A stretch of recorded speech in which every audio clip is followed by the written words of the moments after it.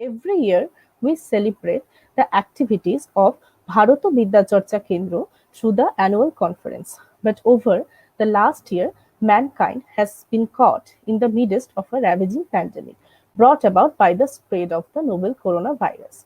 It has claimed millions of lives, sickened a few million more, and has thrown life completely out of gear.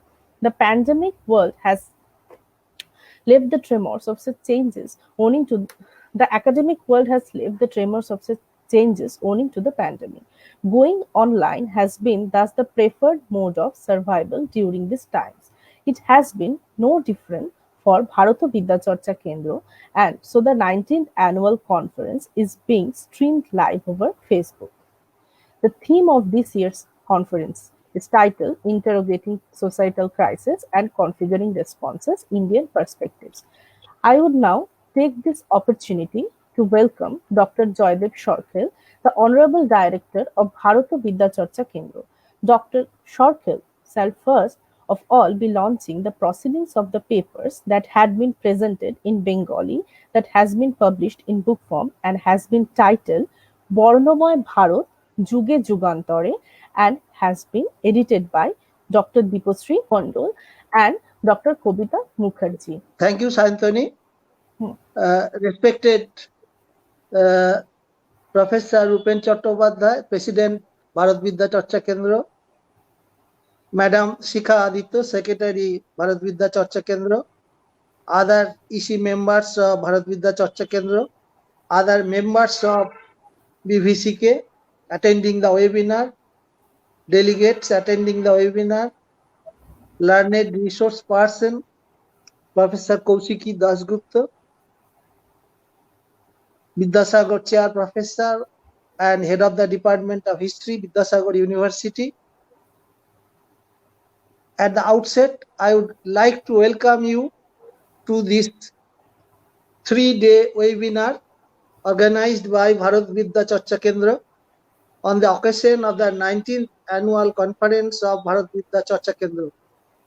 The theme of the webinar is Interrogating Societal Crisis and Configuring Responses, Indian Perspectives.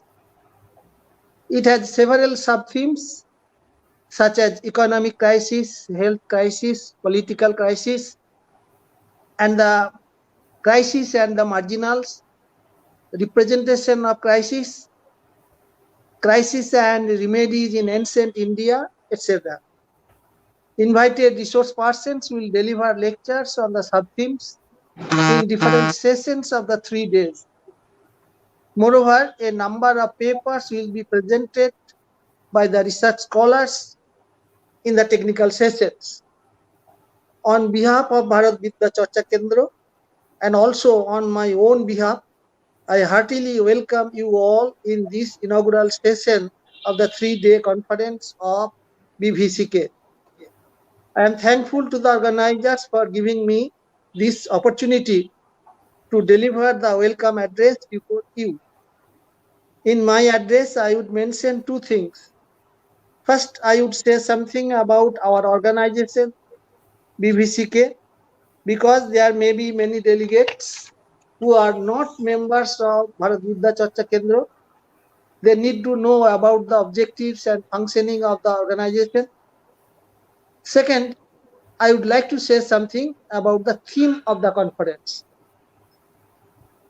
Bharat Vidya Charcha Kendra, as has already been mentioned by Santoni, was founded on 16th February 2000 by late Professor Bhaskar Chattopadhyay of the Department of History of Burdwan University.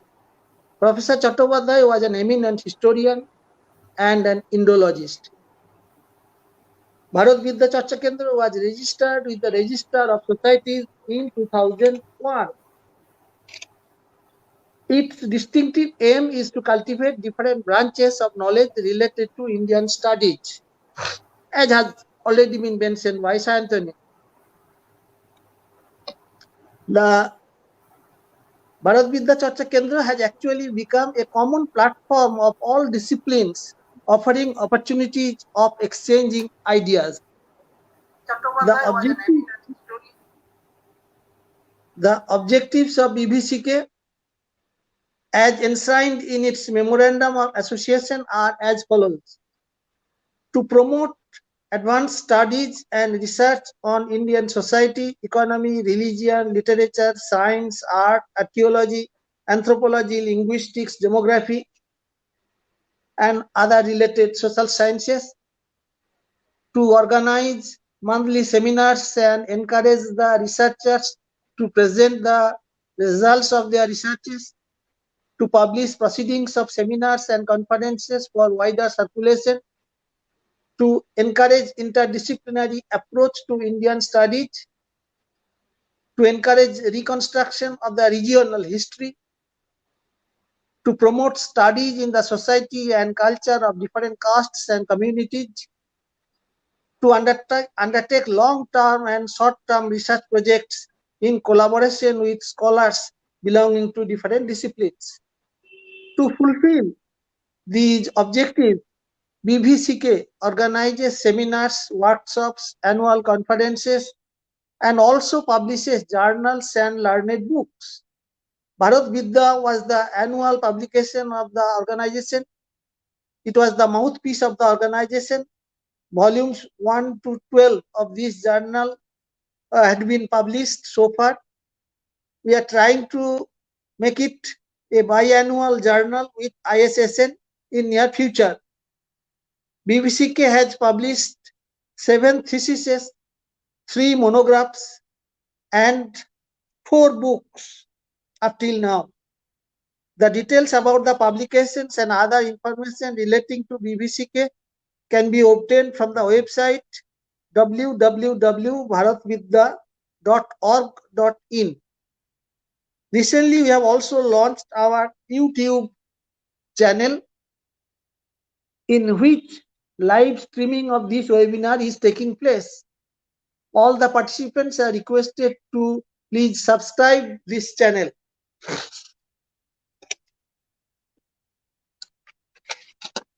Now, this is all about Bharat Vidya. Now, coming to the theme of the seminar. The theme of the seminar is actually societal crisis. The society suffers from different forms of crisis, and the main crisis that are faced by us now is the coronavirus crisis. We know that coronavirus is a large family of viruses that causes illness. It ranges from common cold to more severe diseases like Middle East respiratory syndrome, MERS-CoV, and severe acute respiratory syndrome, SARS-CoV. The novel coronavirus is a new strain of virus that has not been identified in humans so far. The outbreak of coronavirus disease was first identified in December 2019 in Wuhan, capital of Hubei province of China. Since then, it has spread globally and has been recognized as a pandemic by the World Health Organization on 11 March 2020. COVID-19 pandemic is of unprecedented global public health concern. To combat the disease, the government of India imposed a total lockdown in the country from March 24, 2020 onwards. The lockdown was extended several times. The government of India claimed success in the fight against the coronavirus pandemic, stating that the number of cases would have been more if the nationwide lockdown had not been imposed. The lockdown in response to COVID-19 pandemic has impact on economic, social, health, and national health programs in India.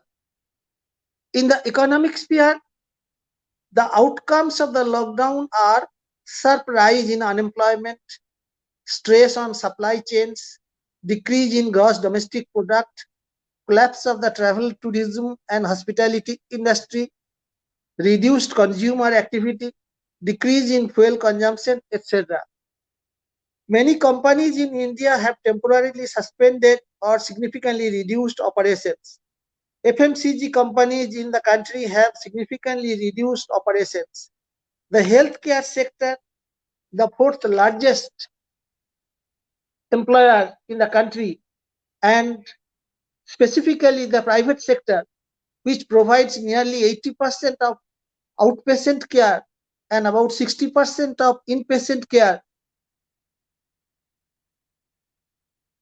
is currently facing 90% losses due to decrease in the outpatient attendance, elective surgeries, and absence of international patients.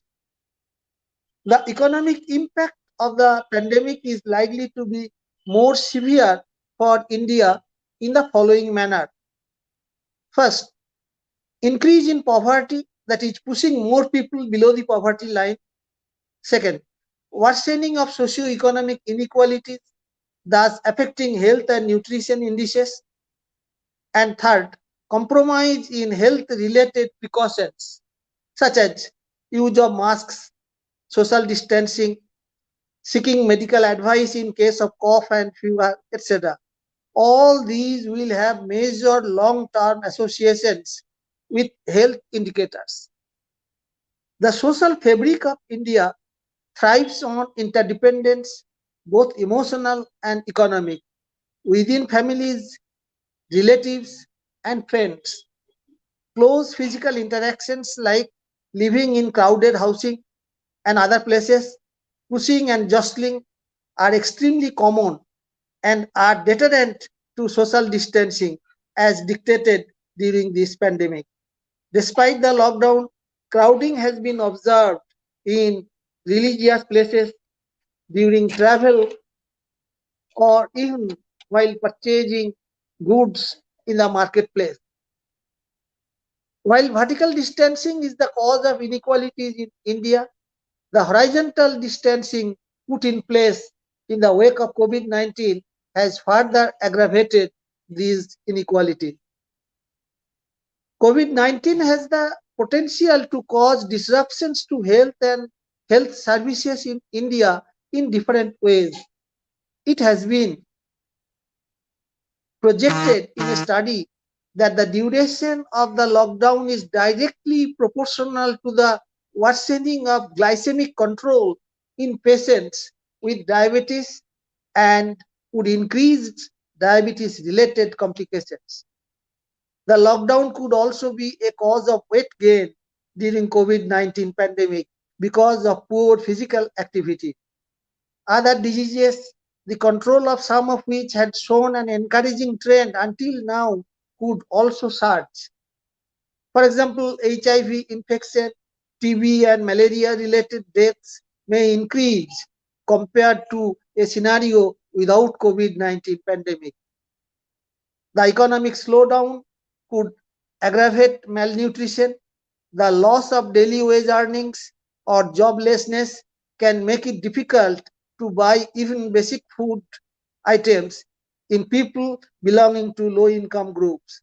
The fallout of this would be the adverse effect on the most vulnerable population, namely the children and the pregnant women, thus negating previous gains of maternal and child health and nutrition related national programs. Another important upcoming health issue is mental health. Increase in chronic stress, anxiety, depression have been reported as a consequence of the lockdown. While nationwide lockdown has resulted in financial losses and has affected all segments of society, the domino effect on health, healthcare, and nutrition would possibly pose major setbacks to previously gained successes of national health programs. I have firm belief that our learned resource persons will discuss different aspects of socio-economic impact of this COVID-19 crisis. Government of India has taken several measures to tackle the situation. I think the learned speakers will also deal with this aspect. They will also suggest more appropriate strategies for the revival of different sectors of the economy in the present economic scenario. Before I end, I again welcome all the participants in this webinar and wish the webinar all success with your cooperation. Thank you. We shall release one book. The name of the book is Bornomoy Bharat, Juge Jugantore. This book is actually a collection of articles, a collection of papers which were presented during the last annual conference. This book contains articles written in Bengali, and another book will also be published which will contain the articles written in English. So with these few words and with the release of the book, I once again thank you very much and wish the webinar a success. Thank you. Thank you, sir, for your kind words. We were supposed to have Professor Dr. Ranjan Chakraborty, Vice Chancellor, Vidyasagar University, amidst us today as inaugural speaker, but due to his inescapable responsibilities and commitments as a Vice Chancellor, he could not join us today.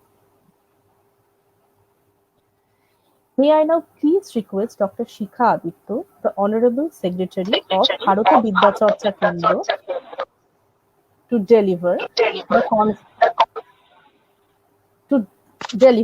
the convener's speech for the annual conference. Good afternoon and welcome everybody on screen and beyond the screen. I am glad to announce that the 19th annual conference of Bharat Vidya Charcha Kendra and a 3-day webinar just inaugurated by our respected Sir Professor Joydev Sarkhel, Director Bharat Vidya Charcha Kendra, will commence very soon. Professor Joydev Sarkhel explained the pandemic situation in his inaugural speech. This situation, more to say, COVID-19 protocol restricted our organization to hold the seminar on stage like previous years. All are concerned about the situation of present COVID crisis going on since the first month of the last year, and the situation at present has been designated as neo-normal situation. Of course, we know it is not a happy and normal situation, and in this condition, we could not physically welcome our invited guests, esteemed speakers, delegates, and the participants. It created a sense of affliction in my heart. But no way. Further, every year in this occasion, we used to pay homage to our late Sir Professor Bhaskar Chattopadhyay, founder of Bharat Vidya Charcha Kendra, and remember his academic achievements. However, the present crisis situation raised a lot of questions in our mind, and for a better understanding of it, we did like to choose such a theme on crisis. And our theme of this webinar is Interrogating Societal Crisis and Configuring Responses, Indian Perspectives. Our executive committee resolved to broadcast the seminar through Facebook live streaming, which called webinar. In this 3-day webinar, our inspiring speakers who will enlighten the audience on this particular theme are Professor Upendra Kumar Chattopadhyay, Vivekananda Chair Professor, Department of History, Calcutta University. Professor Kaushiki Dasgupta, Vidyasagar Chair Professor, Head of the Department of History, Vidyasagar University. Dr. Saurabh Kumar Rai, Senior Research Assistant, Nehru Memorial Museum and Library, New Delhi. Dr. Tinni Goswami, Assistant Professor and Head of the Department of History, St. Xavier's College, Kolkata. Professor Roop Kumar Bormon, Department of History, Jadavpur University. Professor Anil Kumar Sarkar, Department of History, Kalyani University. Professor Raja Gopal Dhar Chakraborty, Head of the Department of South and Southeast Asian Studies, Calcutta University. Professor Borun Kanjilal, Indian Institute of Health Management Research, Jaipur, Rajasthan. Dr. Arjun Dev Sen Sharma, Associate Professor, Department of Comparative Literature, Assam University. Dr. Shobbasachী Dasgupta, Assistant Professor, Department of History, Vishwabharati. Mr. Orkoprabha Sarkar, Senior Research Associate, Department of History, Calcutta University. I extend my sincerest gratitude to all these esteemed speakers for coming on the screen and sharing with the viewer audience. I express my heartfelt respect to Professor Joydev Sarkhel, Director, and Professor Rupendra Kumar Chattopadhyay, President, both of Bharat Vidya Charcha Kendra, without whose guidance we can't proceed one step. So many thanks and respect to them. The three young co-conveners of this seminar, Sayantani Moitra, Partho Mukherjee, and Arjuma Ghosh, all PhD scholars, are very hardworking, and I hope in future they will be very good organizer of such academic event. I am really proud to say that without tireless effort of Domrupani Bhattacharya, Assistant Professor of History, Raniganj TDB College, and a dedicated life member of Bharat Vidya Charcha Kendra, and this time he is our organizing secretary of the webinar. We could not be able to organize this event. Thanks to the moderators of the 6 sessions of 3-day webinar, Soumitra Rai and Sayantani Moitra, for giving their time and academic excellence. I extend my thanks to the members of the organizing committee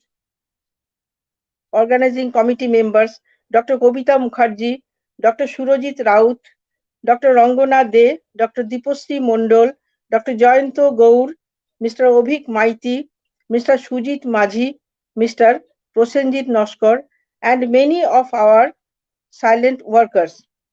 Mr. Proloy Haldar deserves special thanks for management of our technical sides of the webinar. Thanks to our viewers for their cooperation. Hope the webinar will be a vibrant one and very successful. Thank you all. Thank you, ma'am. Thank you, Shikha, ma'am. We now move on to the first of our esteemed resource persons. We are extremely honored to have Professor Kaushiki Dasgupta as our first speaker.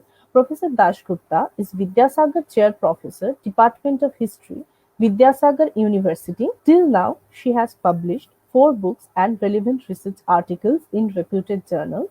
Most recent publication is Electoral Politics and Hindu Nationalism in India, The Rise of Bharatiya Janasangh, 1951 to 1971.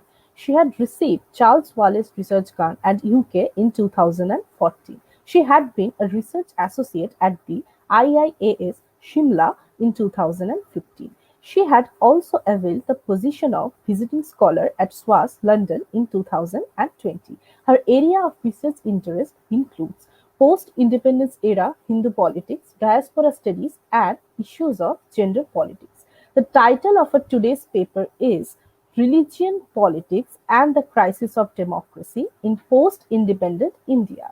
May I now request Professor Dasgupta to deliver her speech. Thank you so much. Am I audible? Yes, ma'am. Yes. Okay. Thank you so much.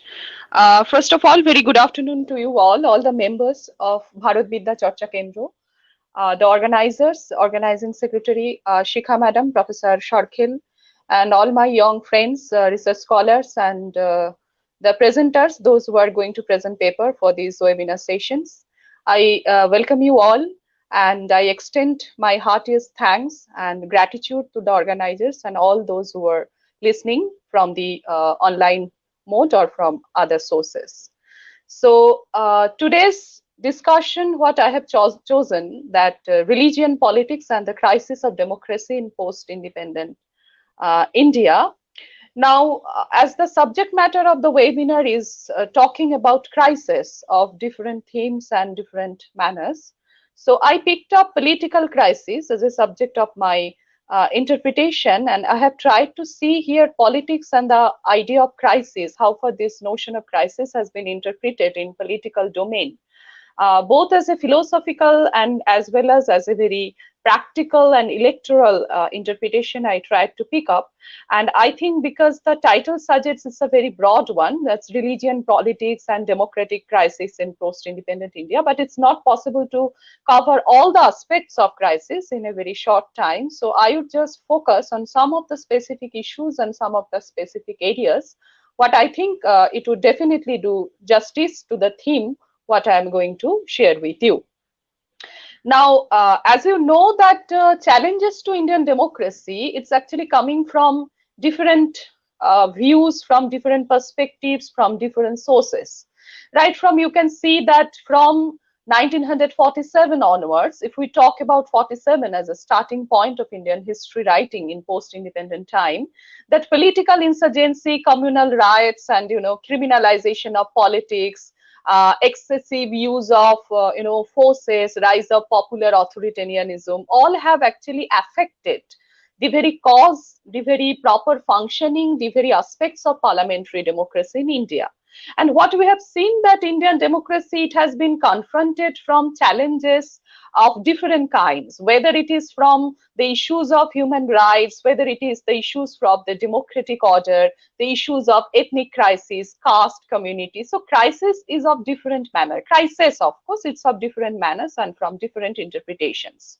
And the democratic process, or to be say the democratic experience in a developing country like India, where the political awareness and political consensus is very much restricted and it's very much limited, and it's very difficult to generate public opinion on a particular aspect of crisis. So it's very difficult to have a kind of very holistic interpretation to what we are trying to project or what we are trying to visualize for the future generations. And India's experience with parliamentary democracy, it has not been, it was not so much satisfactory. It has actually interacted with different sources, it interacted with different individuals from different ideologies, and sometimes it failed to deliver the aims and aspirations of the people. And this is a very general perception that the working of parliamentary democracy in the last 4 decades, it's actually delivering a kind of centralization of power. It's talking about the malfunctioning of power, and to the core this centralization issue, the centralization, some things it's becoming very much threatful. It's becoming very much a kind of a dreadful experience for the success of democracy in India. And you see, when we talk about religion, religious matters, communalism, everywhere we see that it has become a single most important ideology in contemporary India. And the society, it appears very much vulnerable to this question of communal violence or religious violence, fundamentalism, fanaticism. And there are scopes and possibilities for further political destabilization, political mobilization. So these issues are of very much of importance when we talk about crisis of religion, democracy, politics in post-independent India. So when we are trying to see history and historical development of this politics, this sort of politics from a very typographical point of view in post-1947 period, we can see several dimensions of this politics. It has been coming out. And it's passing through severe crisis, resulting in a threat to its political health. And you see that there has been a decline of, this question is often coming out, that there has been a decline of ethical values, moral values in politics, and there is no such guiding principle. And on the social and political front, you can see communalism, religious fanaticism, and forces with fundamental motives, separatist tendencies. This has been raising their head ever and ever again. And so there is a serious threat to the very existence of parliamentary democracy in India. And when we talk about democracy or the threshold, because these interpretation of democracy, when we talk about in an Indian situation, is very problematic. I'm not going to that interpretations here. I will talk on more on the issues which we are facing nowadays, from, and particularly obviously from 1947 onwards. Now what we have seen nowadays, that in the wake of the so-called post-secular turn in global politics, that nowadays we are more familiar with the words like post-secularism, post-truth politics, and post-secularism is becoming very much fashionable. And so with the wake of the so-called post-secular turn in global politics, the boundary between religion and political, religious and political, it has become a piving embarrassment for those who hardly recognize the so-called revival of religious in the post-Cold War era, and hardly paying mind to the global metamorphosis of the approaches to secularism. And the Westphalian fetishization of keeping religion out of the purview of the state, it long dominated the philosophy of secularism in colonial and post-colonial nations as a global teleological model of human development. However, the reading of post-secularism, it eventually brought out a radical critique of the concept that modern democratic principles could best be pursued only with a secular framework.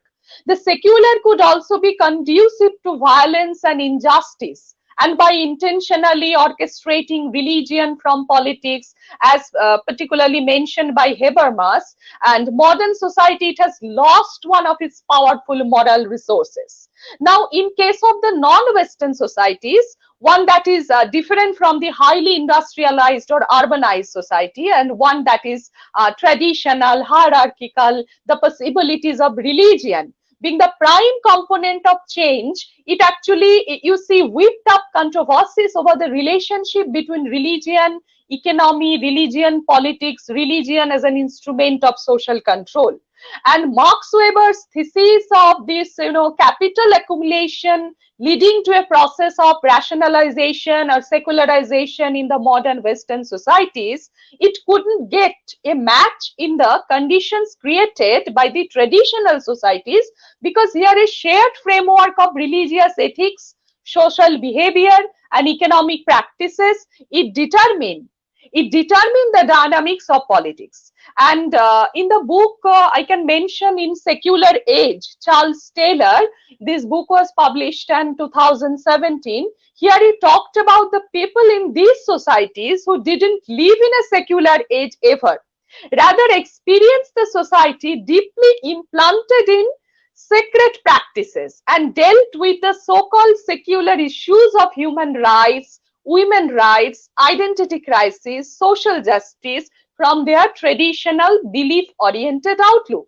So we may relate this alternative framework to the perspective of multiple modernities, which sanction the society-specific, nation-specific constellation of the religious versus secular formation against the regained imposition of the Western type of secularism on traditional societies. Now, here one may ever look for a revival of religion or return of religion in a traditional society like India. Now, religion forming the essential pillar of traditional belief system, as we know, and knowledge system, and had never been withdrawn from the public domain. It is very much there. And it continued to stay strong within the wave of community consciousness. Simultaneously, we can see the self-observing, unsettled attributes of religion made it the most volatile category of, innovation, manipulation, mobilization through series of narratives, myths, rituals, experiences, and others. So the symbolic value added to religion thus made it malleable to identify formation or identity formation, winding up with the categories of race, ethnicity, or culture. Through these interrelated categories, religious ideas is muffled in politics for more strongly than merely being stood as a transcendental experience. Now, religion is nowadays is not a transcendental experience at all. So increasingly in certain situation, any one of these categories, they may appear overruling and paramount to religion and create condition for dialecting the implication of politics. So in that cases, religion penetrates politics through identity specific channels and makes it a plausible site for further investigation. So my intention is to see that politics mainly as Jano Sheba, not as Rajniti, when we talk about politics in that particular connotation, because as you know that politics could be interpreted either as Jano Sheba or as Rajniti, because politics as Rajniti doesn't bear anything symbolic to Rajadharma in modern India. And Rajadharma denotes the responsibilities, duties of the kind or the king or the ruler to his subjects or citizens, because the word dharma, it retains concerns about ethics, morality, law, and everything as we know. Now, the real implication of this word Rajadharma, it has been replaced by new ideas, connotations with the shift in modern democratic politics. And as you know that the word niti, it came into circulation instead of dharma. And interestingly, these religious people or those who are promoting religion within politics, they exercised a more spontaneous expression like Jano Sheba as politics. So this particular connotation is highly connected with imaginative possibilities and performative actions, with a deep sense of engagement with spirituality, ethics, moral judgment. So it could be viewed as an alternative discourse of politics, but very much attached with power plays, mobilization, and manipulation. And this domain creates possibilities of politics being driven by religion or dharma, not the vice versa. But unfortunately, politics as Jano Sheba also falls into the ambush of making everything party-centric and activity-oriented. The moment Jano Sheba becomes autonomous or free from party politics, it opens up critical discourse which acknowledges the modalities of religious intervention in public affairs. So this is a very intriguing, philosophical and theoretical domain from which we can talk about the very aspects of crisis in politics or democratic politics in post-independent India.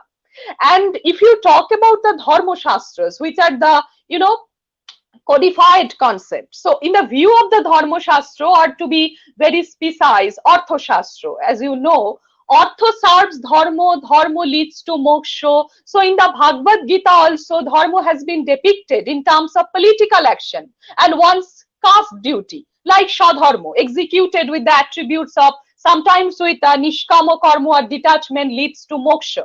At the same time that the Advaita Vedantins, as we know, they accepted the importance of dharma only for those who deals with the world affairs, not for those who went on to path of renunciation or sannyasa. So this denying any continuity between dharma and moksha, that we can see the Vedantins like Ramanuja, they proposed or emphasized on the continuation of restricted action performed as politics in that particular zone. The mutually conflicting position shared by these streams of thought, it influenced the key understanding of religion and politics in modern time.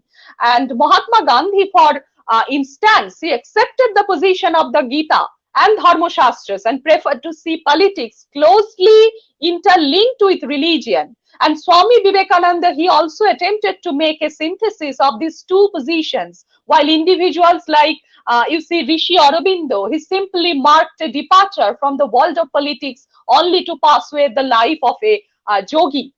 Now, to avoid the immediate clash between these two mutually conflicting terrains of engagement, Swami Vivekananda, he brought the message of Nishkama Karma in practice.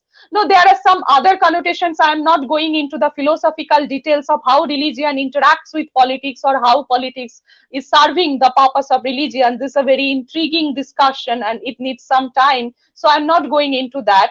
But what we can see that in terms of understanding politics in contemporary time, it's our duty or it's our responsibility, it's our obligation to see the very philosophical parameters which has been serving our purpose since over the years, that how these two connotations has been projected historically and what are the roots of that historical evolution, how we could have some better ideas on these two streams of thoughts when we deal with religion and politics as interlinked category in contemporary time.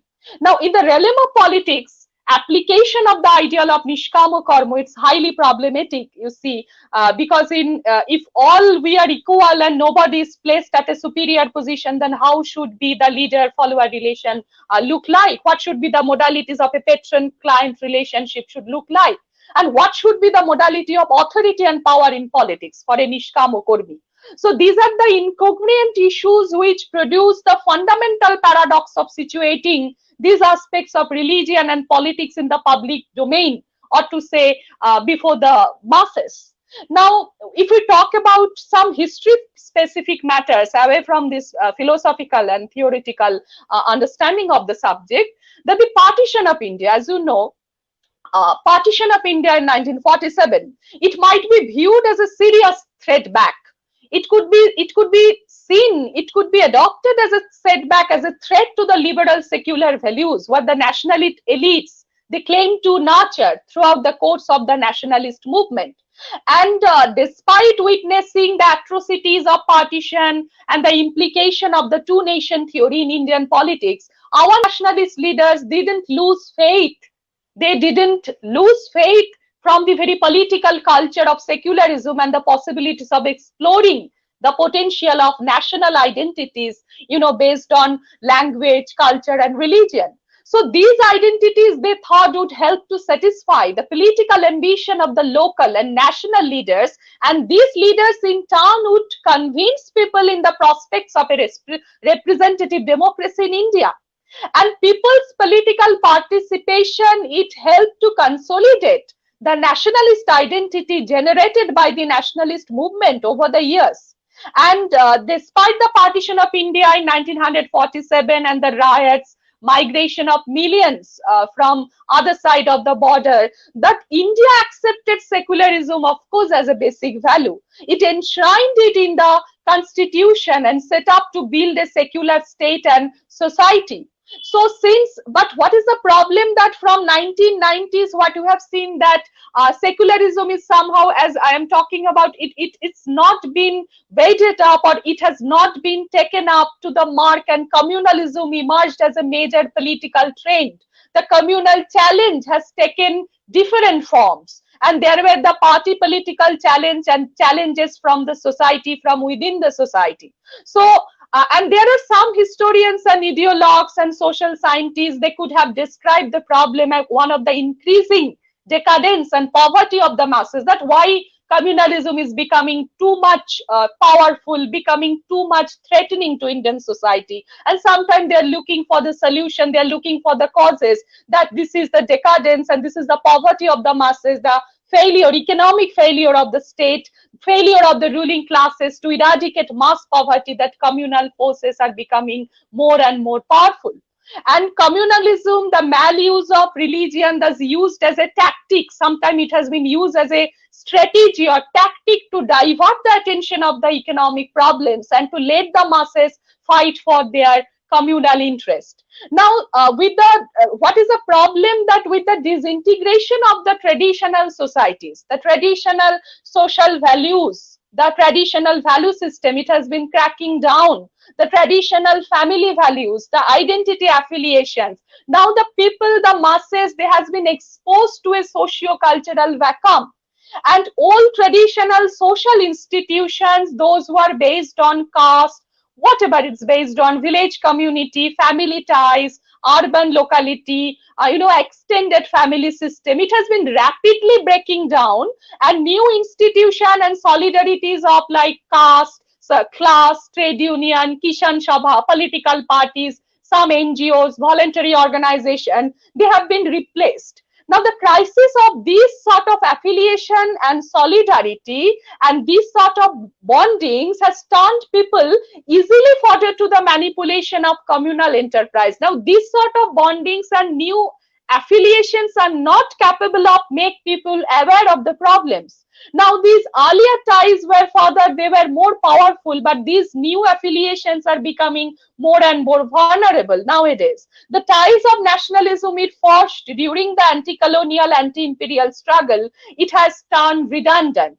So there is thus no unity over a narrative of a shared past. And communalism, casteism, they are able to supply the narrative of a shared past, a kind of a shared history. However, whatever to extent, maybe it could be wrong, but some social and psychological ties and some identity ties are being produced. Whether it is false or true, this is another issue. Now, what is the answer to communalism?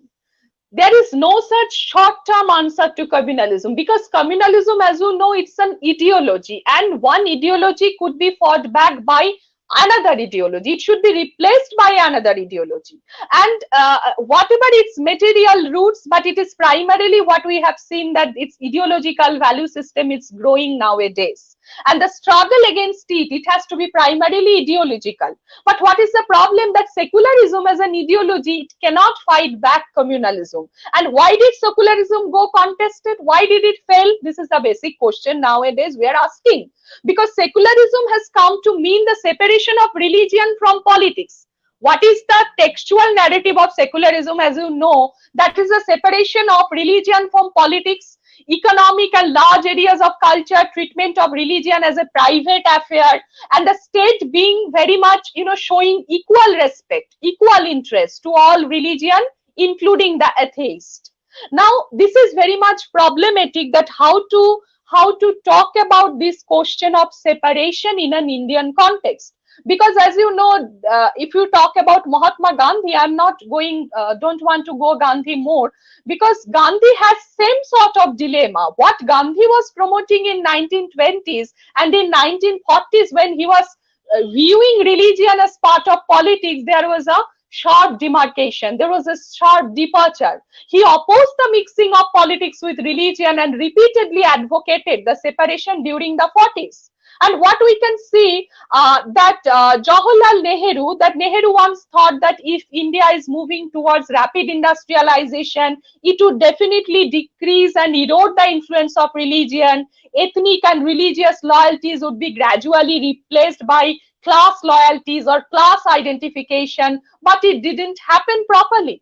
With modernization and economic development, the influence of religion and ethnic sentiments, it didn't decline, but rather it's coming back. So this is a basic problem of our contemporary social and political reality, that why it's becoming powerful, even when we claim that India is a modern country, is an industrialized country. So these are the assumptions, and the social scientists both from East and West, they are talking on these issues more and more, so that we can have a consensus on this topic.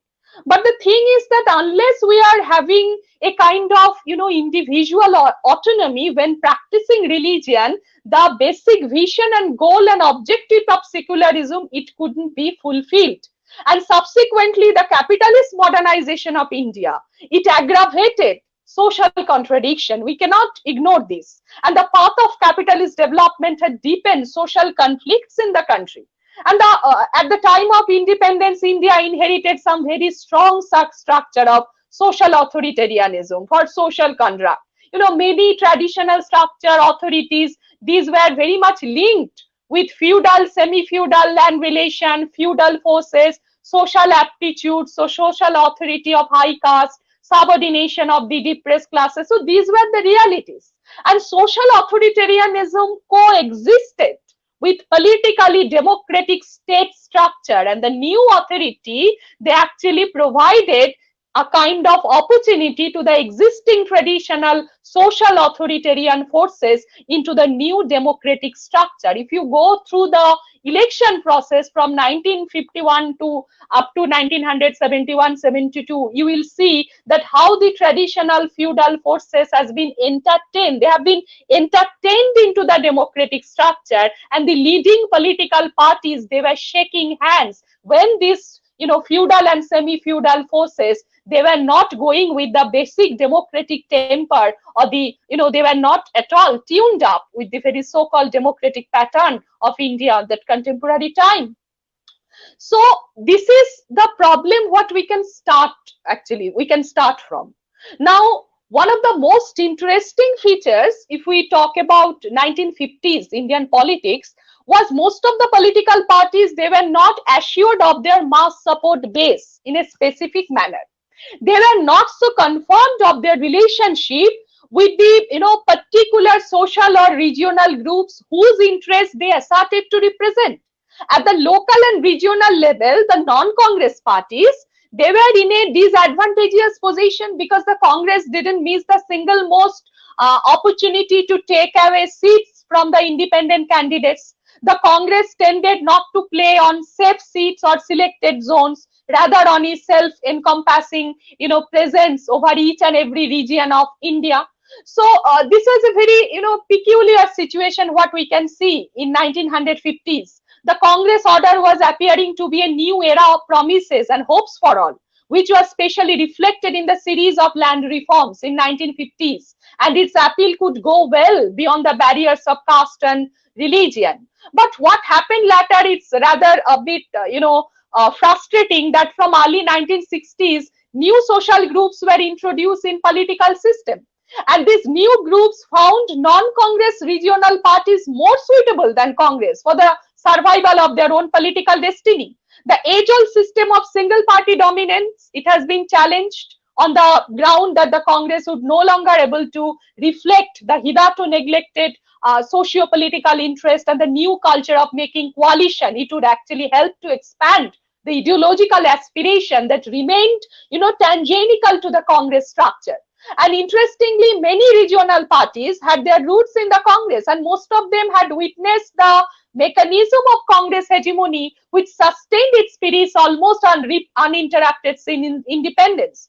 And the unpredictability attached to that particular period, or to the spirit of secularism in the decades after independence, it created some sort of we can say unique relationship with the other forces, or the forces those who are promoting some sort of religious nationalistic flavor in politics. For instance, there were the parties whom we call the extreme right parties. However, the word right is a bit contradictory, whether it is Janasangho, whether it is the political associates of Janasangho, the Rashtriya Swayamsevak Sangh, there was the Vishwa Hindu Parishad. So these political groups and parties, they were actually becoming very much visible in the political arena.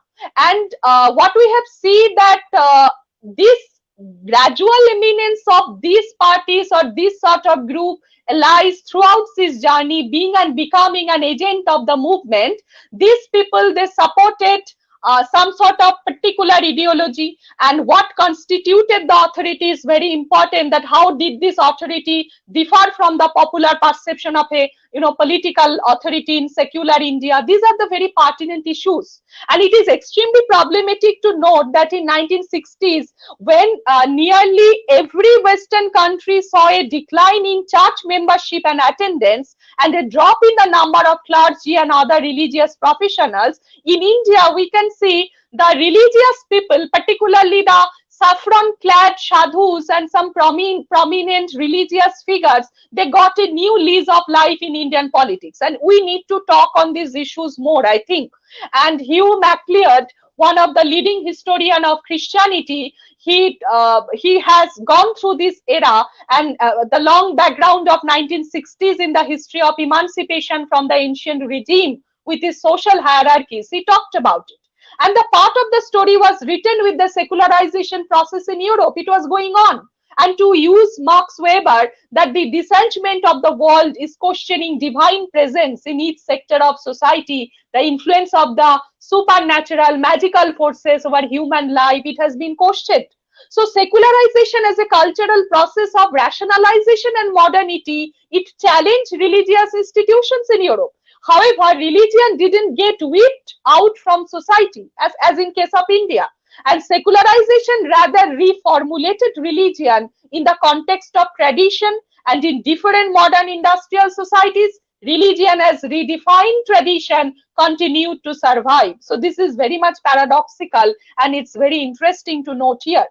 And what Europe had witnessed in the name of providing legitimacy to the state in lieu of the church, as part of the, as you know, the secularization process, a gradual welding of the state power over a newly found entity called nation, endorsing the nation state model, where communalities of citizens as a nation gradually infuse the binaries of we and they, we and other.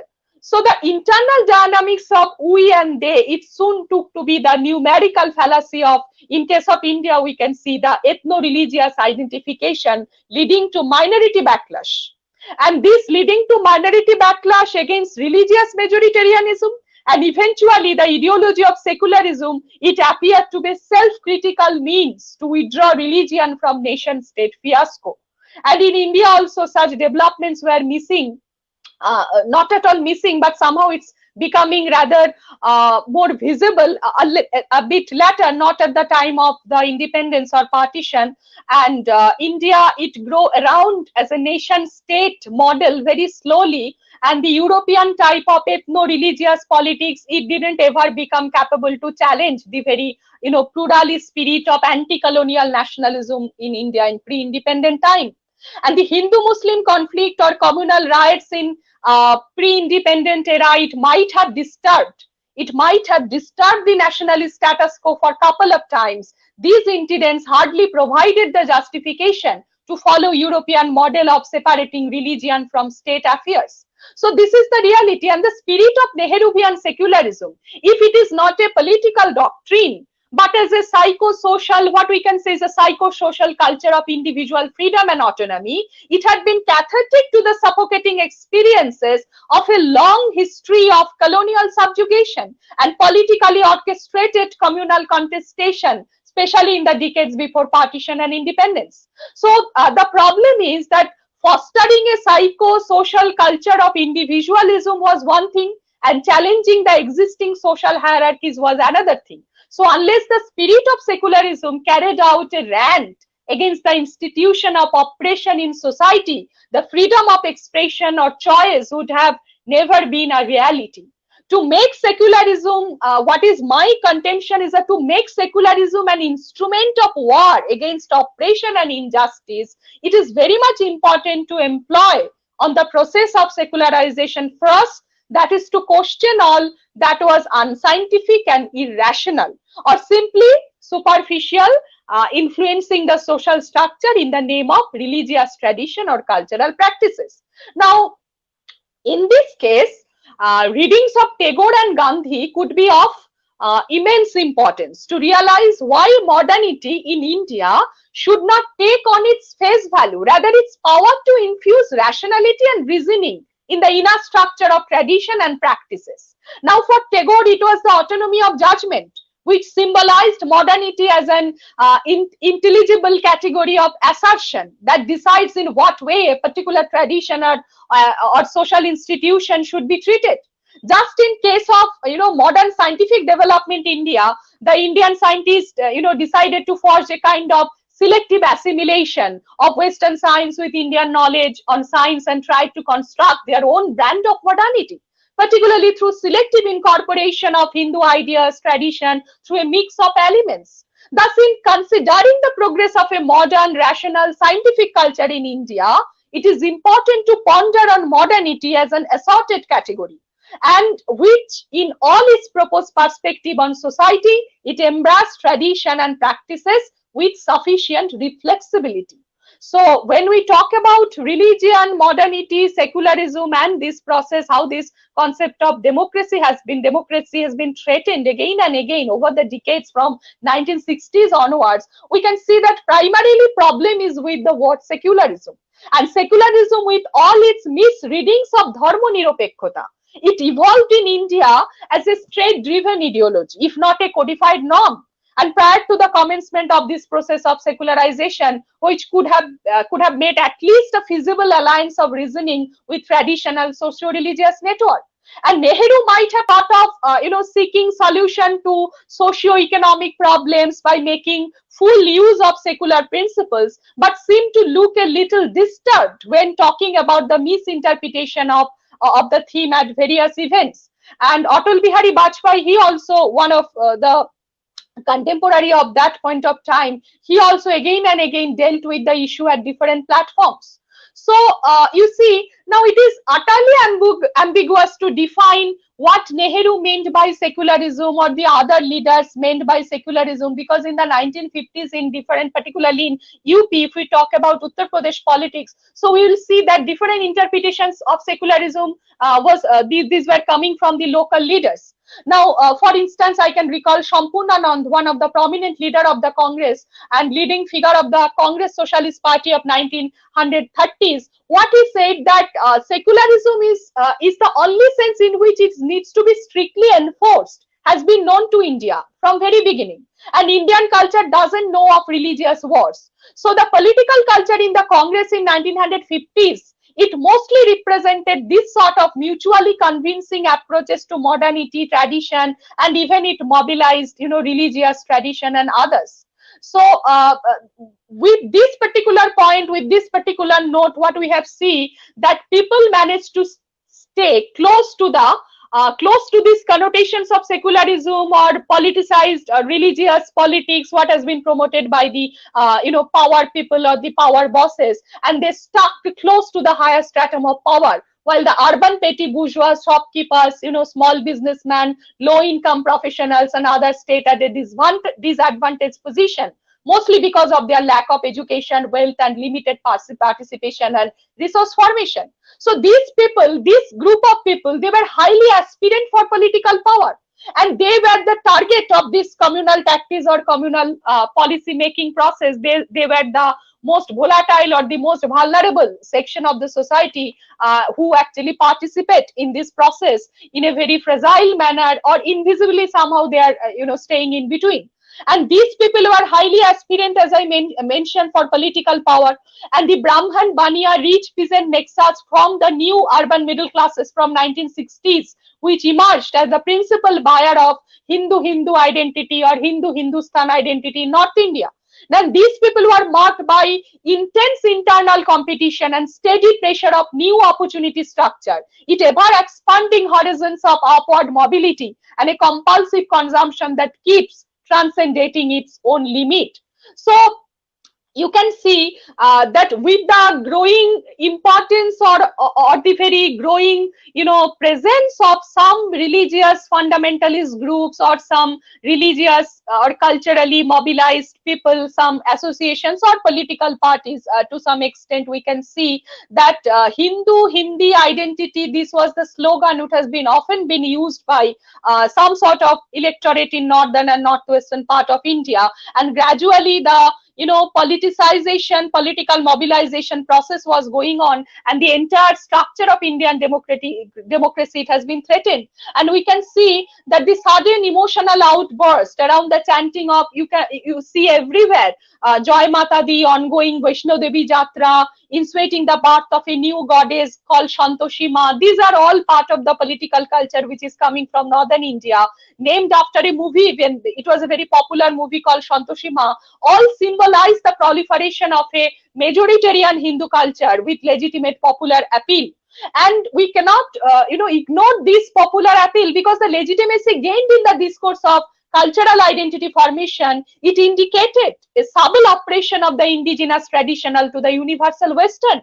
The continuing this Hinduization of the popular cultural terrain from 1960s, it didn't reason for implicating a secular versus religious. We cannot say it's a war between secular versus communal fight, but a challenge to an entire value system. We must note it that this is the challenge to an entire value system and set of institution which came under a package called Nehruvianism in India. So the language of resistance became overwhelmingly dominant in the Hindi-speaking belt of North India, even though it often seemed to look vulnerable and defenseless when at the disposal of the English-speaking elites and their agents. And English language media, the Delhi-bound intelligentsia, they showed little or no interest to this Hindi-speaking belt of North India, referred scornfully as Go Balay or Cow Belt for a long period of time. And mostly because of this poor education and literacy rate in this region, the states in the Ganga Jamuna river plain, they didn't come out worthy of being approved by the so-called English-speaking intelligentsia for a long period of time. A new section of vernacular elites appeared after most universities in this region sanctioned Hindi as a medium of communication in latter decades.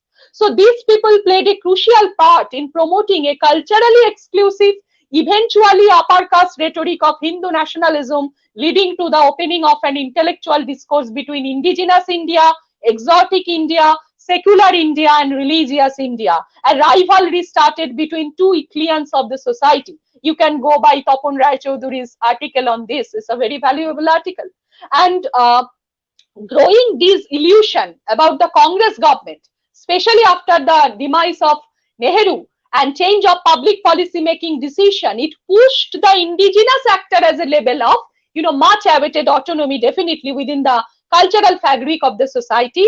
The big bourgeois, so far working behind the scene with the government to secure its interest and power of the rural landed groups, they got replaced by latter, and it eroded the Congress-centric stability of the party system for next several decades. And the shifting pattern of power in the regional sector as well as the realities of the real bourgeois soon revealed the new language of politics, an essence of, pristine, authentic, rusticity of a harmonious, pristine Bharat pitted against the menacing might of urban and industrial India. So there was another word started, that is Bharat versus India.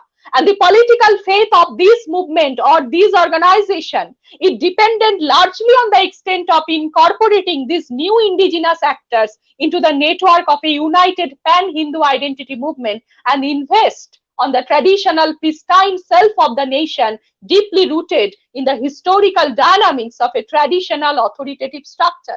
So when we talk about religion influencing politics or politics influencing religion in post-independent India, we need to talk on these issues more, that how this subtle warfare between India and Bharat, it was going on, how these vernacular elites were participating in the communalization of politics in this process, how they were contributing, and what was the role played by the regional universities in promoting a Hindu culture, which was very much conducive to this structure of new politics.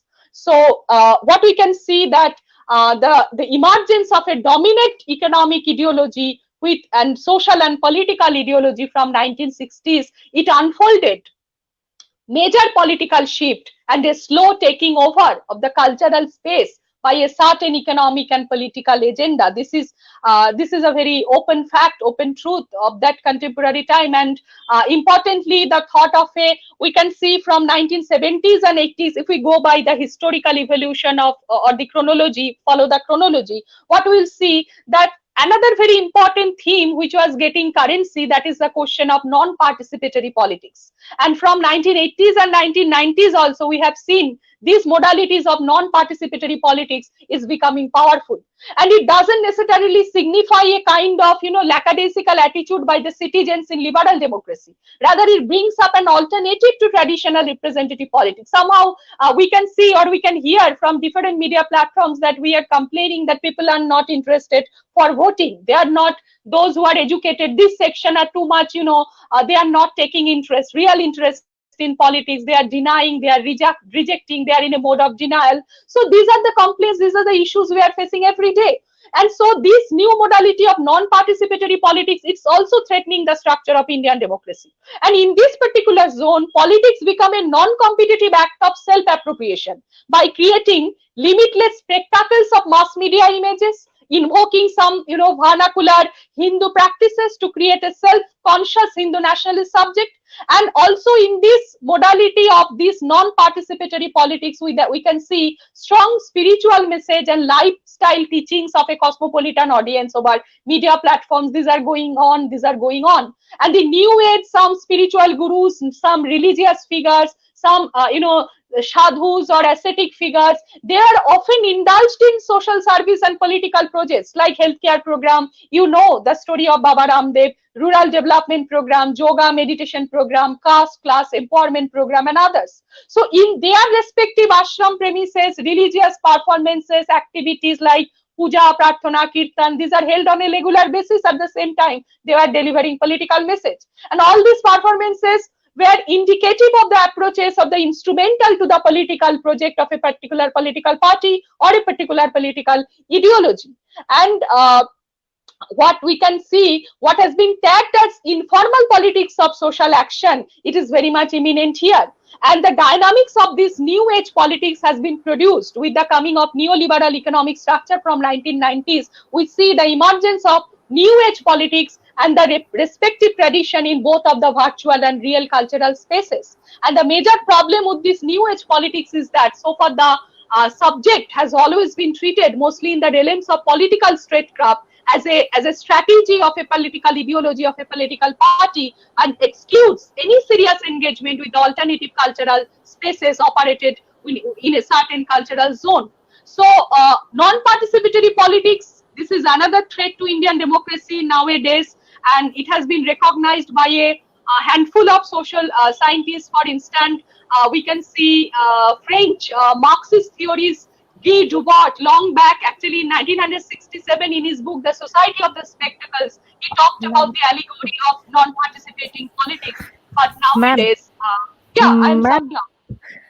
Okay. Yes. Thank you. Yeah, just 2 minutes. So this is the most important factor that we are facing nowadays. The another serious crisis to democracy, that is the non-participatory mode of politics. And so far, what we have seen, the very transition from 1947, the basic traditions and basic dimensions of politics, how it has been moving up, how it's been going. So it's not look like one-dimensional society nowadays, ruled by a commercialized, commercialized media culture. But in case of new age politics in India, multi-dimensional networks, it has been utilized at both national and transnational platforms to ensure greater smart participation in the process. And simultaneously, the participation of this new age the proliferation of this new age politics, it best be utilized, the opportunities for social communication also available as various media platforms. But with this particular juncture, what we can see that with the coming of neoliberal economy, the issues like religion, politics, and democracy,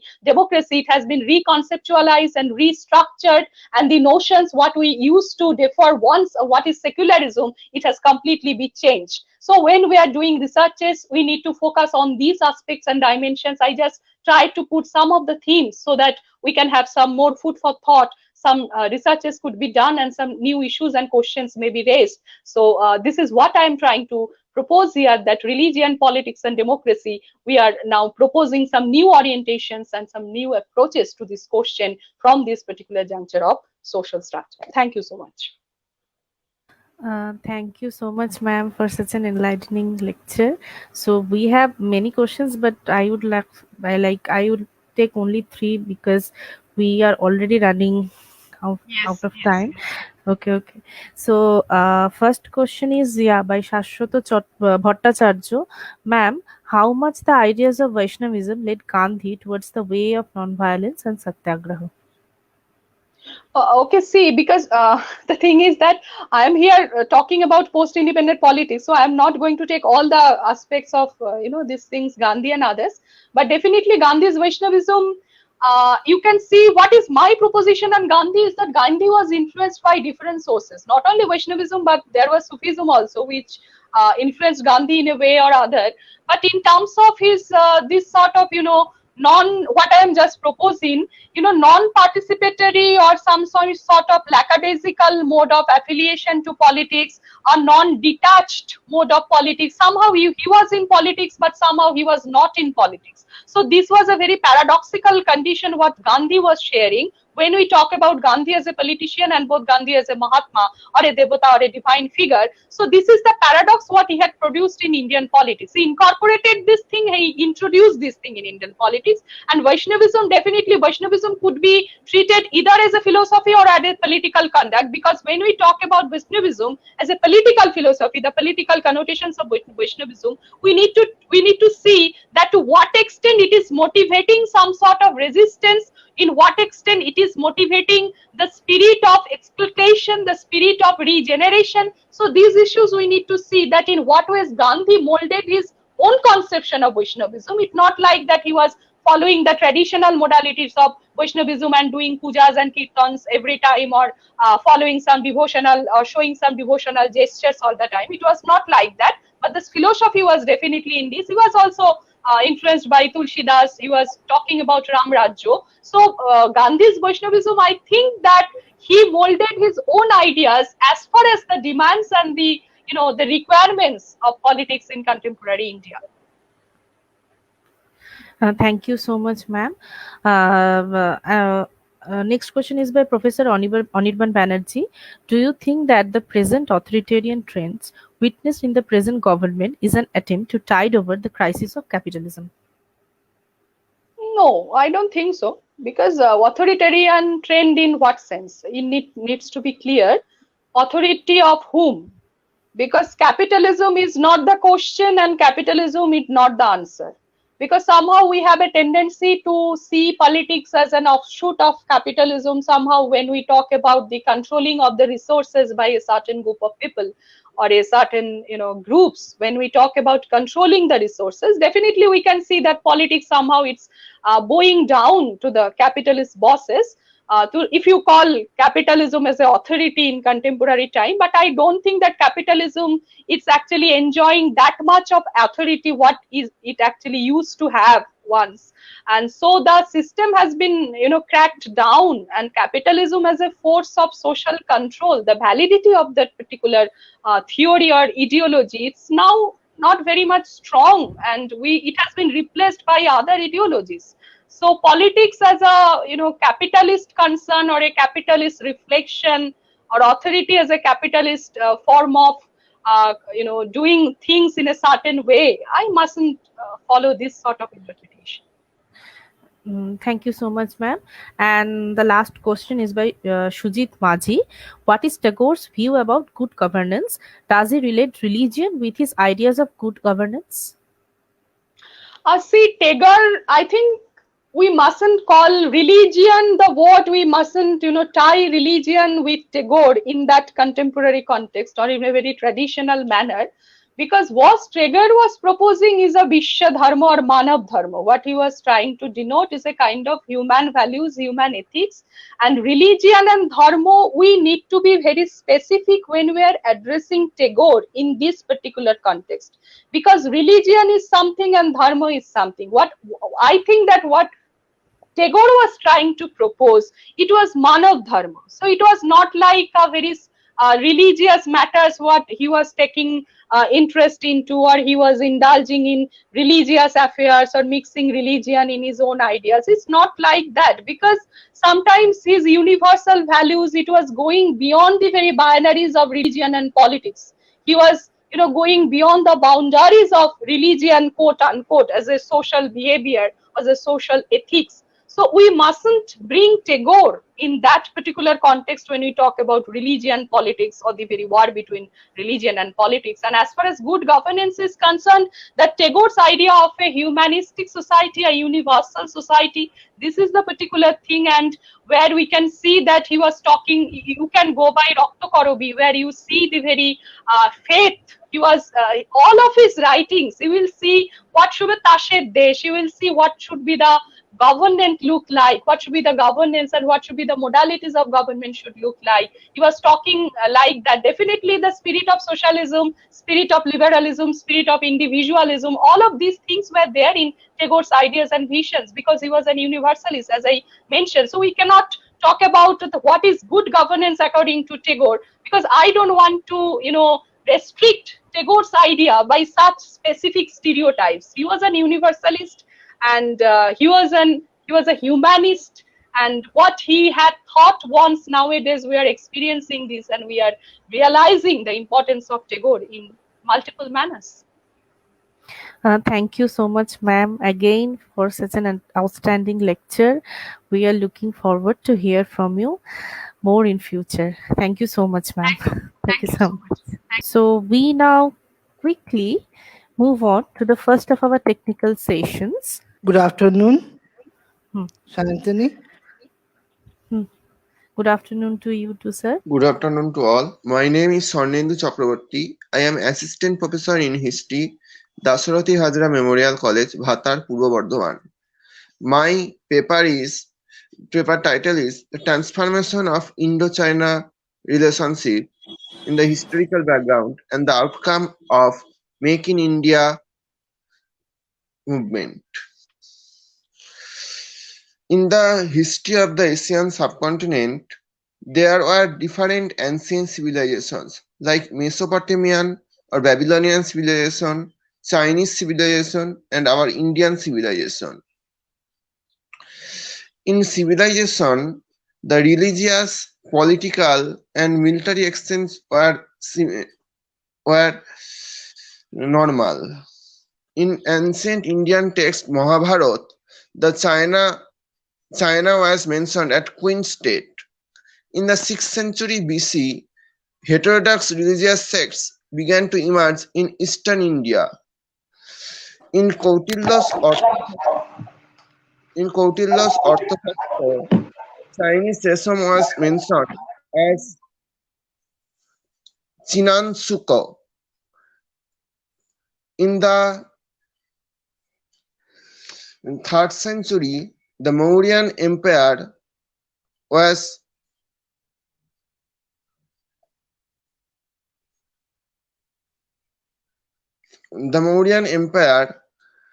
set up by Chandragupta Maurya. His grandson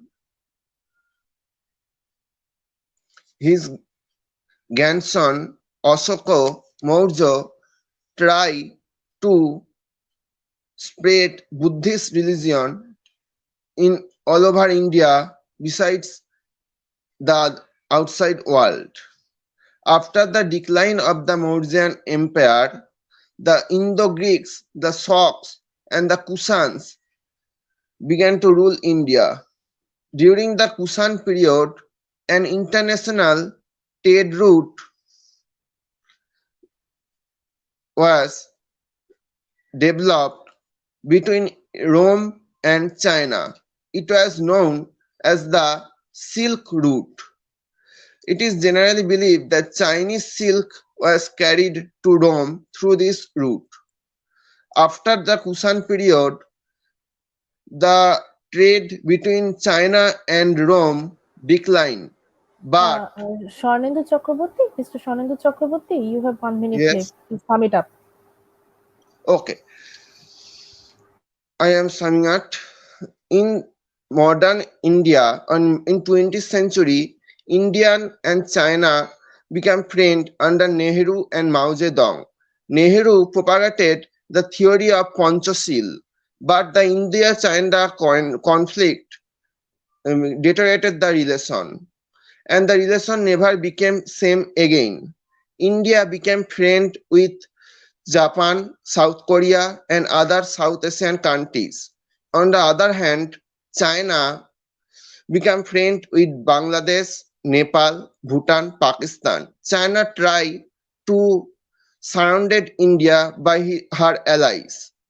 All the conflicts came to an end in 2020 in the Pangong district. Mr. The Swarnendu conflict- Chakraborty, My time up. please sum it up as soon as possible. Okay. There are other paper presenters too waiting. Okay, I am trying to show that what is the outcome of Make in India mission. If we notice the India-China trade relation, we will not see that then the Chinese commodities dominate our market.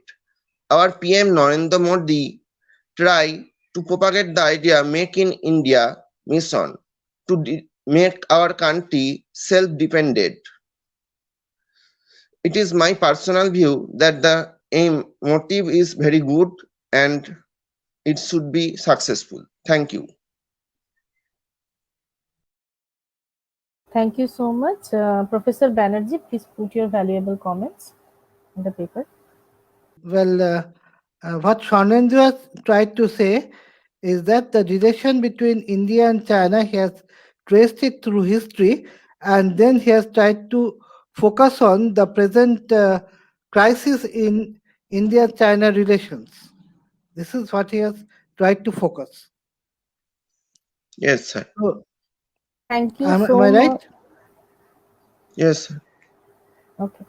Thank you so much, Mr. Swarnendu Chakraborty. Thank you for your presentation. You may leave the technical session. So our next participant is Mr. Uttam Maika, state-aided college teacher, Bhatar College. The title of his paper is পঞ্চাশের মন্বন্তরে মেদিনীপুর জেলার সামাজিক চালচিত্র. Over to you, Mr. Maika. শুভ সন্ধ্যা সবাইকে। আমি আমার কথা কি শোনা যাচ্ছে? প্লিজ হ্যাঁ, শোনা যাচ্ছে। ওকে, তাড়াতাড়ি শুরু করে ফেলি। আমি আমার যে বিষয়টা হচ্ছে 50-এর মন্বন্তরে মেদিনীপুর জেলার সামাজিক চালচিত্র। ঔপনিবেশিক শাসন, পলাশির যুদ্ধের পরে ঔপনিবেশিক শাসন প্রতিষ্ঠার কয়েক বছরের মধ্যে বাংলাতে ভয়াবহ মন্বন্তর 76-এর মন্বন্তরে সাক্ষী হয়েছে এবং সমগ্র ঔপনিবেশিক শাসনকালে এরকমের প্রচুর মন্বন্তরে প্রচুর দুর্ভিক্ষের ঘটনা ঘটেছে। কিন্তু আমি যে জায়গাটি নিয়ে আলোচনা করছি সেটা হচ্ছে বাংলায় 50-এর মন্বন্তর এবং সেটা মেদিনীপুরের ক্ষেত্রে কি আলাদা প্রভাব ফেলেছিল, বিশেষত সামাজিক ক্ষেত্রে।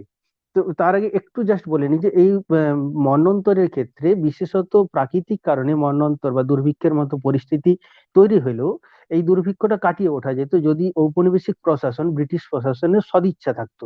কিন্তু সদিচ্ছার পরিবর্তে এখানে অনেকটা মেদিনীপুর বাসীর প্রতি প্রতিক্রিয়া, প্রতিহিংসাজনিত কারণে এই দুর্ভিক্ষের পরিস্থিতিটা মেদিনীপুরের বাসীর ক্ষেত্রে অত্যন্ত ভয়াবহ আকার নিয়েছিল এবং এই ভয়াবহ আকারটা যে সামাজিক প্রভাব ফেলেছিল সেক্ষেত্রে চুরি ডাকাতির মতো ঘটনা সামাজিক খুবই স্বাভাবিক ব্যাপার ছিল, এখানকার শিক্ষা ব্যবস্থার উপরে প্রভাব ফেলেছিল।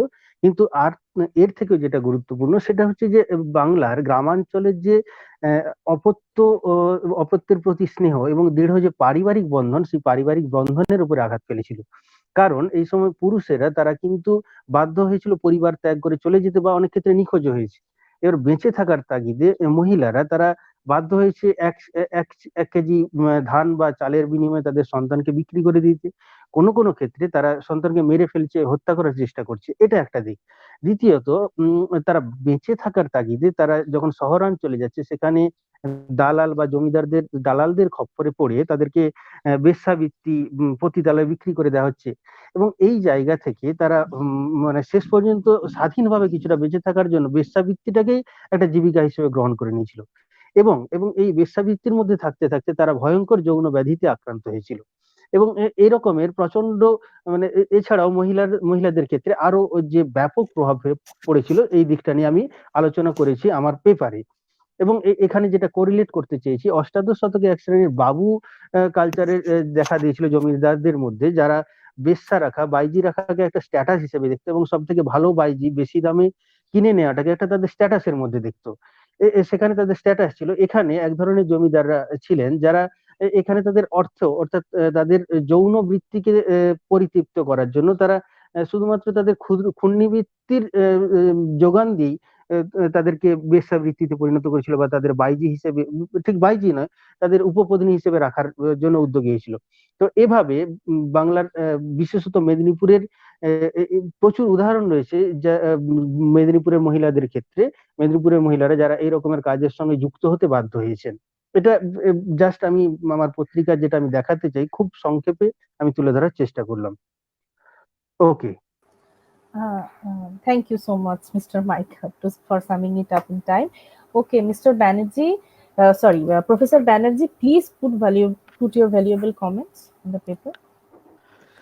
খুব সুন্দর বলেছেন এই স্বল্প সময়ের মধ্যে। হ্যাঁ, থ্যাংক ইউ ফর দ্যাট। এবং আমরা মেদিনীপুরের বিষয় বাংলার যে মন্বন্তর ভয়াবহতা সম্পর্কে তো আমরা অনেকেই জানি, তো মেদিনীপুরের ব্যাপারে উনি একটা নতুন আলোকপাত করেছেন। ধন্যবাদ। ধন্যবাদ Thank you সবাইকে। so much. Thank you so much for your presentation. Thank you.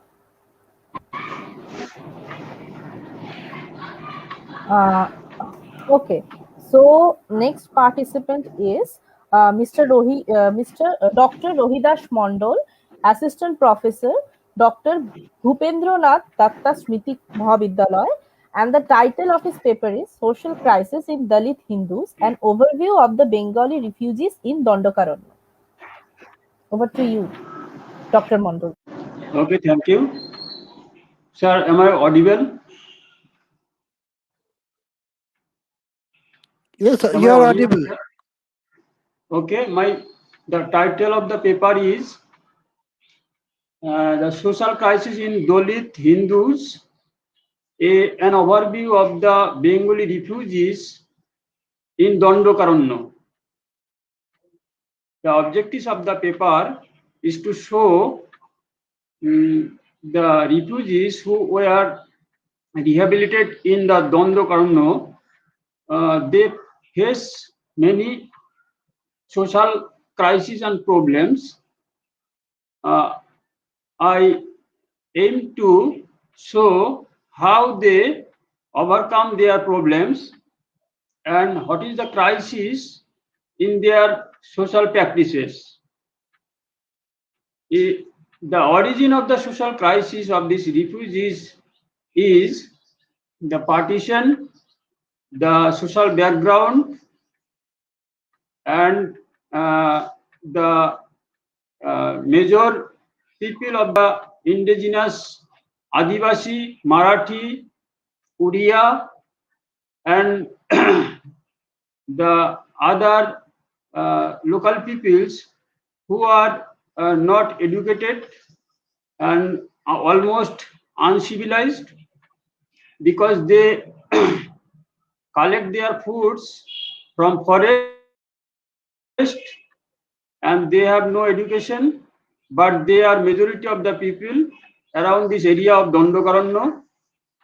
So their pressure is one of the problems, and in the other hand, they are segregated in different parts of the Indian provinces.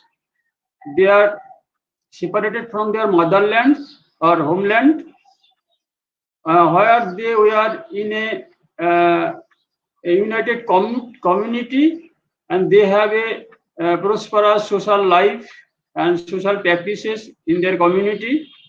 But after the partition, they lost their unity, and also they have not found any government or non-organizations support to sustain their social activities, and they could not communicate with their relatives of homeland because of far distance from their rehabilitation.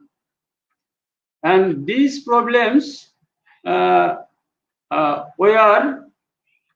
less in the earlier times, but nowadays the new generations are facing different kind of problems. Mainly they have no options to learn their mother tongue, because in the schools of Dandakaranya there is no scopes to learn their mother tongue. And in the other hand, they are influenced by the local people, the culture of local people, who are mainly uneducated and almost uncivilized.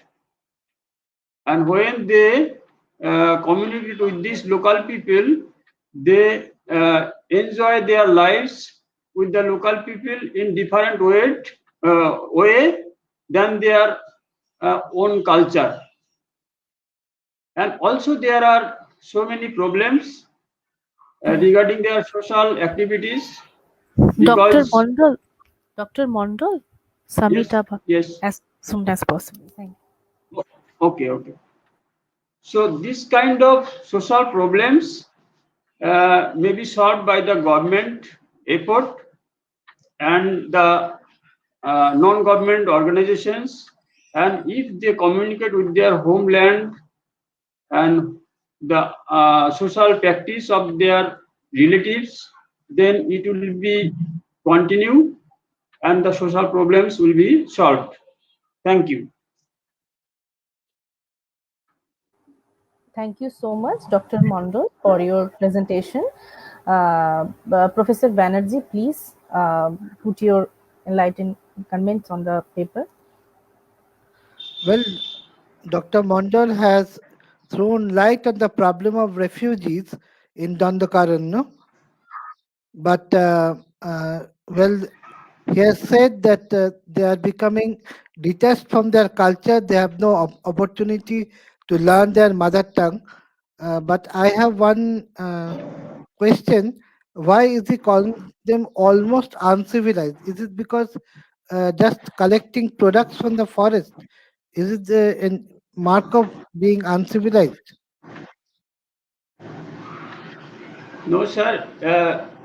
Actually, I am not telling the uncivilized, but almost, because they have different culture which is not similar to the normal general people of the Indian.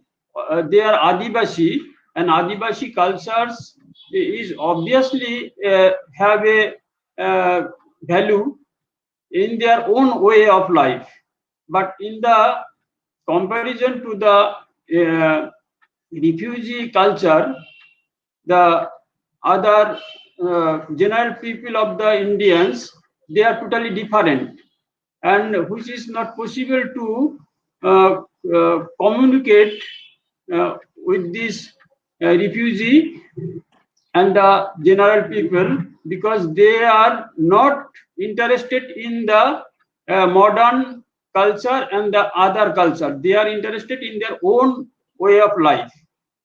That is the problem. I see. Thank you so All right, much. we will talk about it later. So our next paper presenter is Mr. Shubhobrata Banerjee, student, Rabindra Bharati University, and the title of his paper is Caste and the Psychological Crisis. Mr. Banerjee, over to you. Good afternoon, everybody. So I'll be talking about the caste and psychological crisis which pertains in India today. So I would like to give a brief introduction about the genesis of the caste system, which, as we all know, it started from the Vedic times and which gradually proceeded, and which even we see that it has been said by Sri Bhagwan himself that the caste has been it has been stratified into the four the subsects, which are obviously the Brahmins, the Kshatriyas, the Vaishyas, and the Shudras, where he assigned that the Brahmins are basically they are basically kept to maintain the peace, the harmony. The Kshatriyas are maintained for warfare, to maintain the stability. The Vaishyas for the trade, and the Shudras, who were supposed to do all kinds of activities of the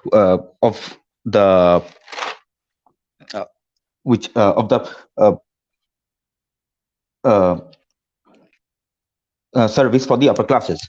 Now the Shudras, who were later termed as the untouchables, were basically, as crime grew, they were basically perverse by the Brahmanical concept of caste, which deviated the original purpose, because caste basically in its genesis was not meant to stratify or to distinguish among the people, but they were meant to assign specific roles to the specific people so that there is harmony in the society.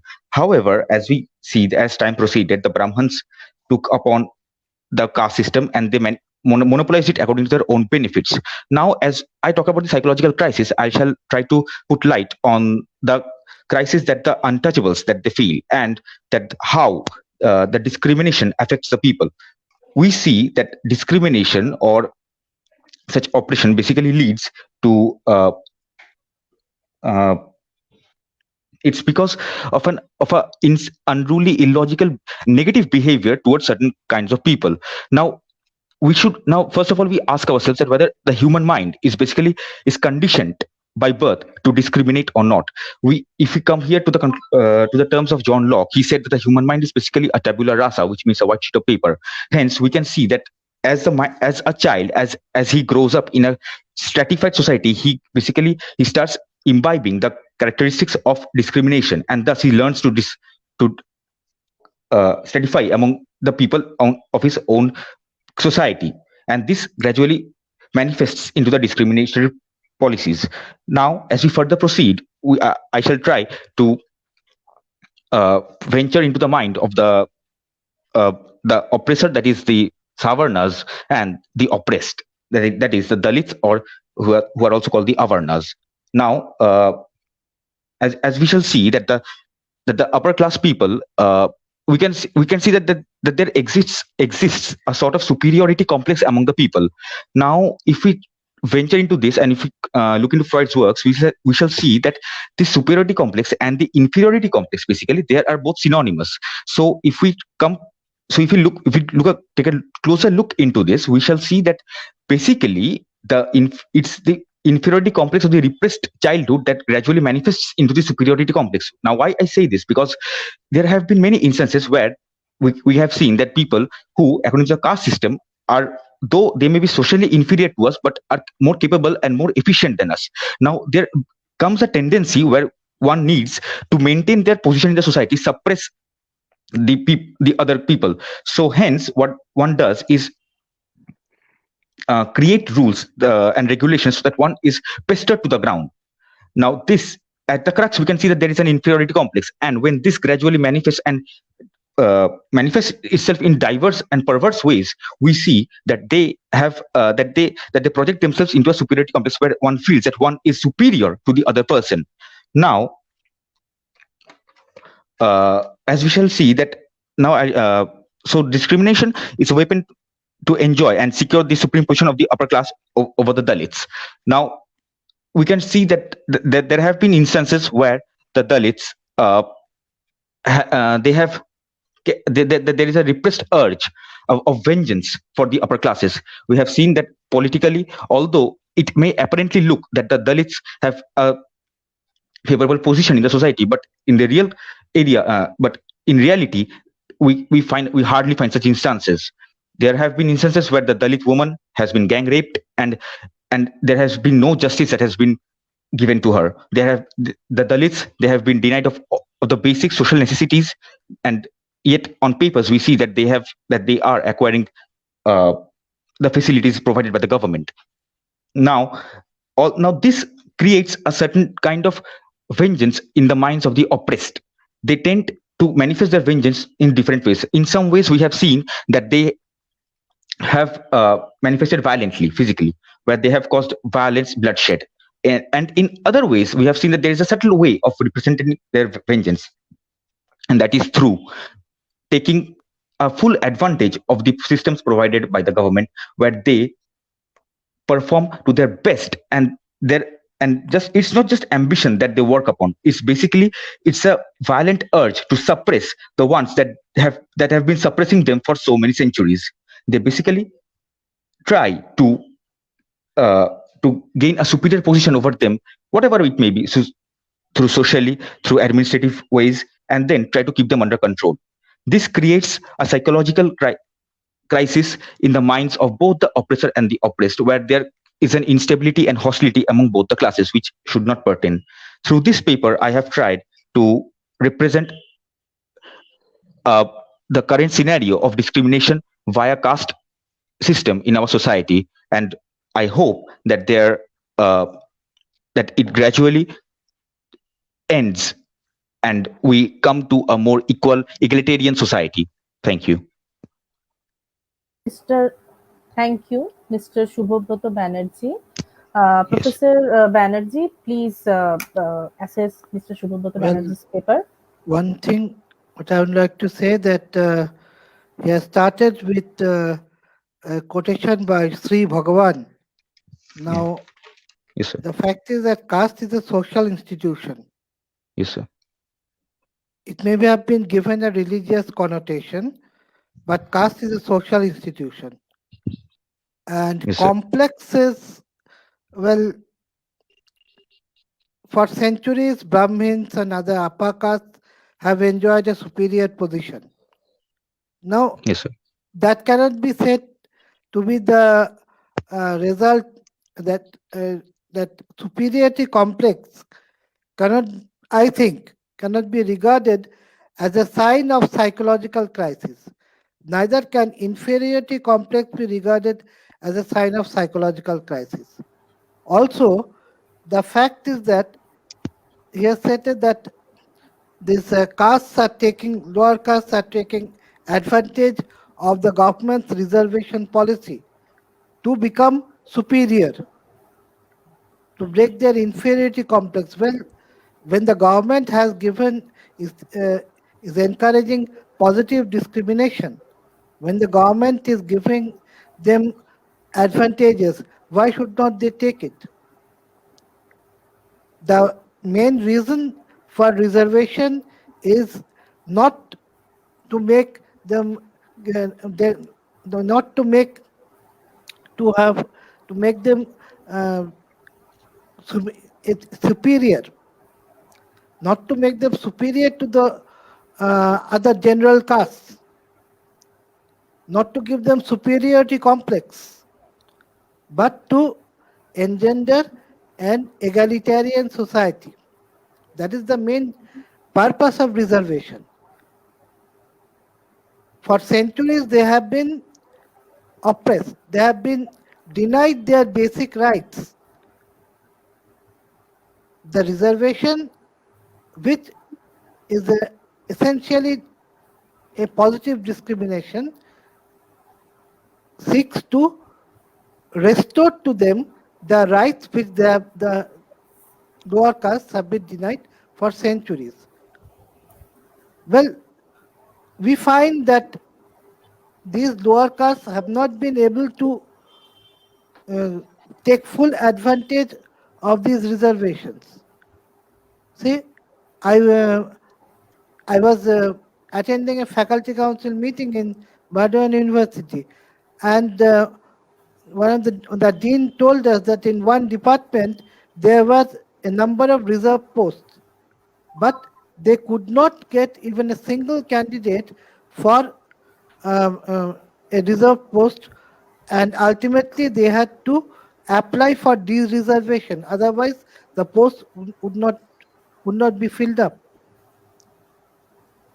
In my study, Students and Radical Social Change, I found that only 5.41% of the scheduled castes could take advantage of higher education in Calcutta University, whereas they enjoy 15% reservation.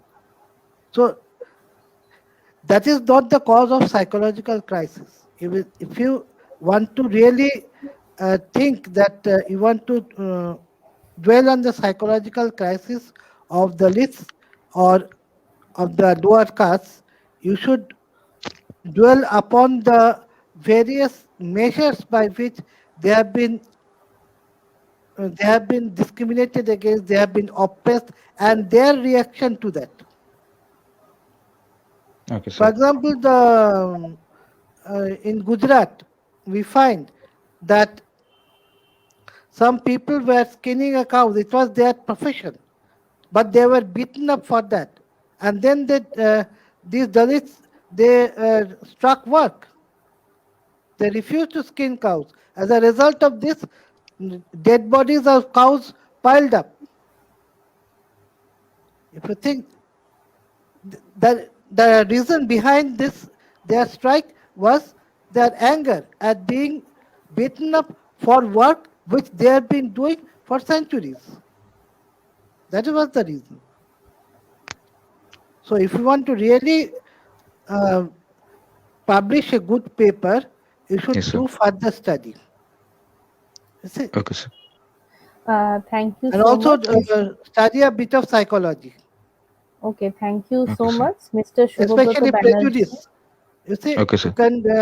you can just write one book, write down about one book I'm suggesting, Craig Yes, sir. Crutchfield and Balake, Individual and Society. This with Thank you, sir. and Barron and Birney, Social Psychology. You can study these books and learn about prejudice, discrimination, etc. Thank you, sir. Right. Thank you, sir. Thank you so much, Mr. Shubhobroto Banerjee, for your presentation. And also thank you, Professor Anirban Banerjee, for chairing this session. Thank you so much for chairing this session. So I would also like to thank all the paper presenters for their academic endeavors. This brings us to the end of the session 1. We will be convening again in 30 minutes time at 5:30 p.m. for the second session. Please be there and thank you. Thank you.